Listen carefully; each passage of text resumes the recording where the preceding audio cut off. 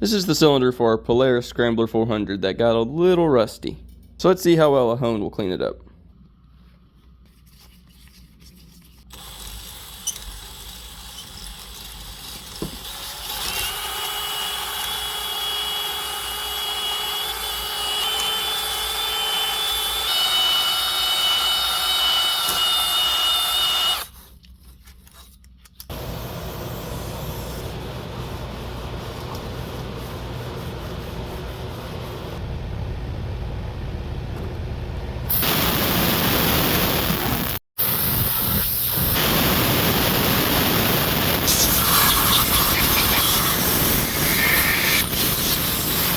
Well, this is what it looks like now. Cleaned up pretty good.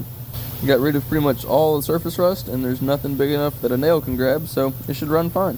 Now we just need to put it back on and get the rest of the motor together. Make sure you follow if you want to see this thing bring a.